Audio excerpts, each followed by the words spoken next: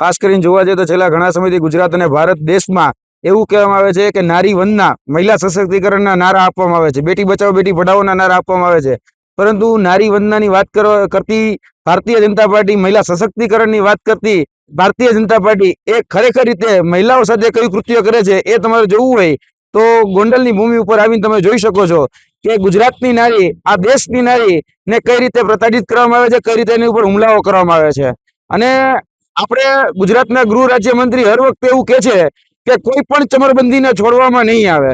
તો ગુજરાતની અંદર છેલ્લા ઘણા સમયથી ઘણા બધા ચમરબંધીઓ સામે આવે છે, પરંતુ એને છાવરવાનું કામ એ હંમેશા ગુજરાતની પોલીસ અને ગુજરાતના ગૃહ રાજ્યમંત્રી એ હંમેશા કરતા આવ્યા છે. વર્તમાનમાં પણ જોવા જઈએ તો અત્યારે ક્યાંક ને ક્યાંક જિગીસાબેન ઉપર જે હુમલો થયો છે, અમારી ઉપર જે હુમલો થયો છે, એને બચાવવાનું કામ, એને છાવરવાનું કામ એ ગુજરાત પોલીસ ને હાથો બનાવી ને જે ગુંડા તત્વો છે, જે આવારા તત્વો છે, જે અસામાજિક તત્વો છે, એ તત્વોને બચાવવાનું કામ પણ એ ગુજરાતની ગૃહ રાજ્ય મંત્રીના ઈશારે એ ગુજરાતની પોલીસ ક્યાંક ને ક્યાંક કરી રહી છે. છેલ્લા ઘણા સમયથી જોયું હશે કે આપણે ગુજરાતની અંદર શાંતિ દોડવાનું કામ એ હંમેશા ભારતીય જનતા પાર્ટીએ કર્યું છે, અને આમ આદમી પાર્ટીએ એ સામાન્ય લોકોના પ્રશ્નોને ઉજાગર કરવાનું કામ કર્યું છે.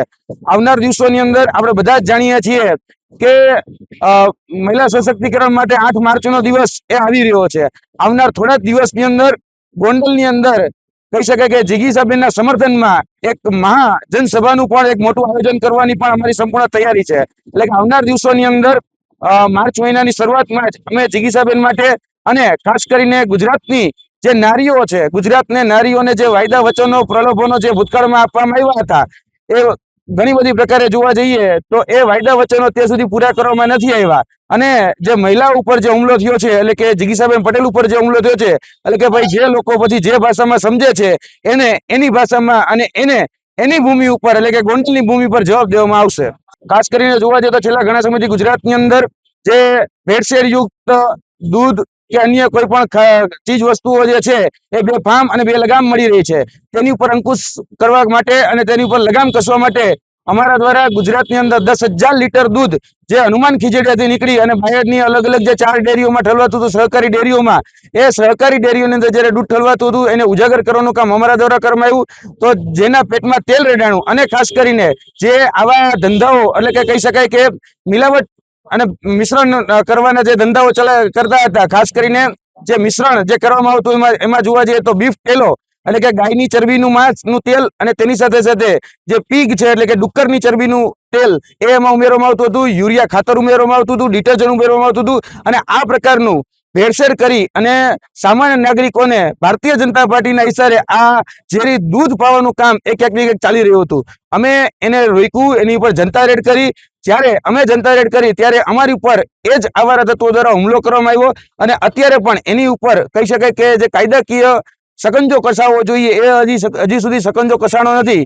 જોવા જઈએ તો 307 જેવી ગંભીર કલમો લાગવી જોઈએ, કારણ કે અમારા સાથી મિત્ર એ વિજેન્દ્રસિંહ મકવાણા હોય, દિલુજી ઠાકોર હોય, તેની પર ગંભીર ઈજા થઈ છે, ગંભીર કહી શકાય કે એને ઈજા પહોંચી છે. હજી 8 દિન સુધી એમાં 307ની કલમ ઉમેરવામાં નથી આવી. એટલે ક્યાંક ને ક્યાંક ગૃહ રાજ્યમંત્રીના ઈશારે જે ભારતીય જનતા પાર્ટી છે એ આ બધા જ ગોરખ ધંધાઓને કાળો બજારી જે છે, જે સફેદ દૂધનો જે કાળો બજારી જે કરે છે, એ ધંધાઓને ક્યાંક ને ક્યાંક વેગ આપે છે, અને આવા જે અસામાજિક તત્વો છે, જે ગુંડા તત્વો છે, એને પ્રોત્સાહન આપવાનું કામ એ ક્યાંક ને ક્યાંક ભારતીય જનતા પાર્ટી કરે છે.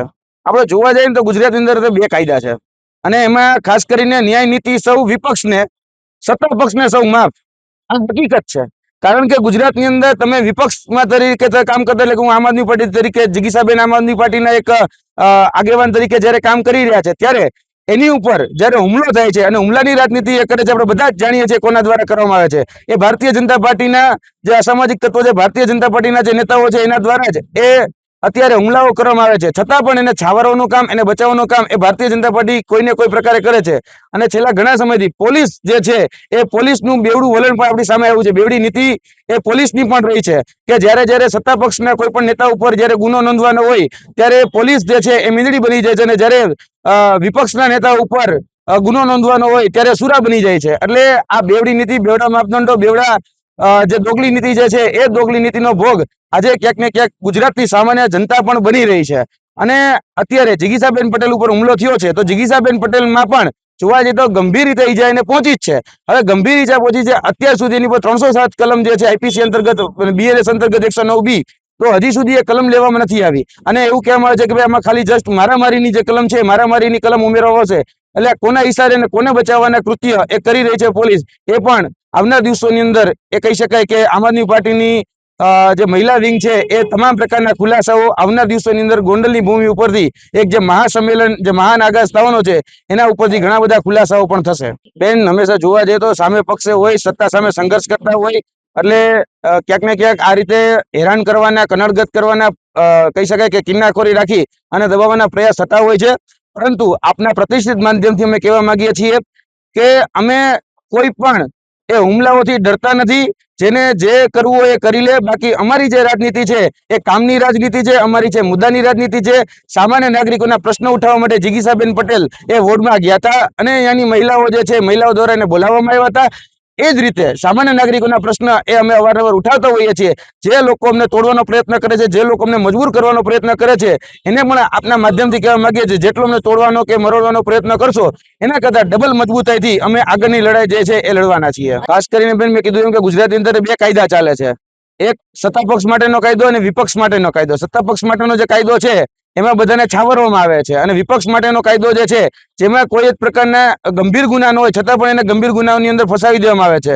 તમે બેન જોયું હશે કે આદરણીય ચેતરભાઈ વસાવાએ એવું કહેવામાં આવ્યું કે ભાઈ કાચનો ગ્લાસ છે મારવાનો પ્રયાસ કરવામાં આવ્યો, મારવાના પ્રયાસ ઉપર 307 કરી દેવામાં આવી. અમે તો ગાડી હજી કહી શકાય કે અમારી હજી સ્ટેન્ડ બાય પડી હતી, હજી અમે રિવર્સ લેતા હતા ત્યાં એક પોલીસ વાળા ભાઈ અમારા ગાડી પર આવીને ચડી ગયા તો અમારી પર 307 કરી દેવામાં આવી. સામાન્ય નાગરિકોના ખેડૂતોના પ્રશ્નમાં જ્યારે લોકો જ્યારે લડી રહ્યા હતા તો એની પર પણ 307 કરી દેવામાં આવી. એટલે વિપક્ષમાં જ્યારે હોય છે ત્યારે કાયદો એ ખૂબ ગંભીર રીતે એનો અમલ કરવામાં આવે છે અને જ્યારે સત્તા પક્ષ છે એ સત્તા પક્ષ ક્યાંક ને ક્યાંક કાયદાની ઘોડીને ખેંચી લે છે.